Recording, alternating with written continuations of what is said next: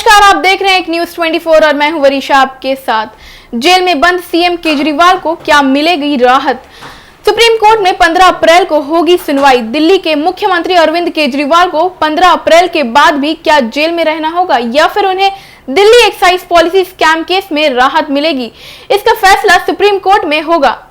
जी हां, दिल्ली सीएम ने हाईकोर्ट के फैसले पर सुप्रीम कोर्ट में जो याचिका डाली थी उसकी सुनवाई अब आगामी सोमवार यानी 15 अप्रैल को होगी। 2 जजों की बेंच सीएम की याचिका पर सुनवाई करेगी। दिल्ली के मुख्यमंत्री अरविंद केजरीवाल को 15 अप्रैल के बाद भी क्या जेल में रहना होगा या फिर उन्हें दिल्ली लिकर स्कैम केस में राहत मिलेगी? इसका फैसला सुप्रीम कोर्ट में सोमवार को होगा। आइए पूरी खबर विस्तार से इस वीडियो में जानते हैं। केजरीवाल ने आबकारी नीति घोटाले से जुड़े मनी लॉन्ड्रिंग मामले में ईडी की गिरफ्तारी को वैध ठहराने वाले दिल्ली हाईकोर्ट के आदेश को सुप्रीम कोर्ट में चुनौती दी है।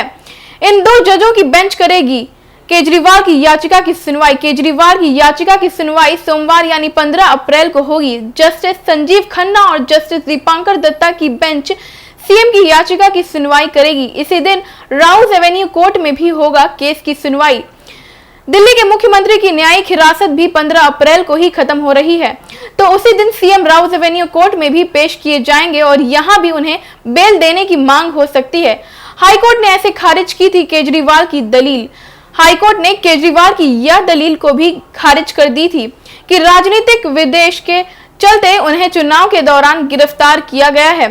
केजरीवाल की ओर से हाईकोर्ट के आदेश के खिलाफ बुधवार को ही सुप्रीम कोर्ट में याचिका दाखिल कर दी गई थी और कोर्ट से मामले में जल्द सुनवाई की भी गुहार लगाई गई थी।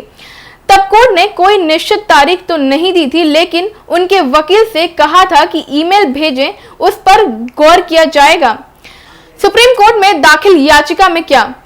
जानकारी के मुताबिक सुप्रीम कोर्ट में दाखिल याचिका में केजरीवाल की ओर से कहा गया था कि यह विशेष अनुमति याचिका अत्यंत आपात परिस्थितियों में दाखिल की गई है, क्योंकि दिल्ली के मुख्यमंत्री को परिवर्तन निर्देशालय यानी ईडी के पीएमएलए के धारा 19 में प्रेरित उद्देश्य से चुनाव के बीच में गैर कानूनी ढंग से गिरफ्तार कर लिया है। कहा गया है कि यह गिरफ्तारी सह अभियुक्तों के बहुत देरी से दिए गए बयानों के आधार पर की गई है, जो कि अब वादा माफ गवाह बन चुके हैं। ये सब सामग्री ईडी के पास पिछले 9 महीने से थी, फिर भी उनकी गिरफ्तारी आम चुनाव के बीच में की गई। केजरीवाल की ओर से दावा किया गया कि ऐसी कोई सामग्री या तथ्य नहीं है जिनके आधार पर याचिकाकर्ता केजरीवाल को दोषी माना जा सके या उनकी गिरफ्तारी की जाए।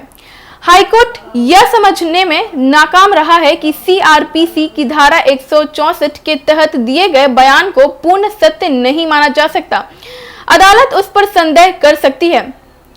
तो फिलहाल इस खबर में इतना ही। ऐसी तमाम खबरों की जानकारी के लिए आप देखते रहें एक न्यूज 24 को। हमारा फेसबुक पेज को लाइक करें और हमारा यूट्यूब चैनल एक न्यूज 24 को सब्सक्राइब करें। धन्यवाद।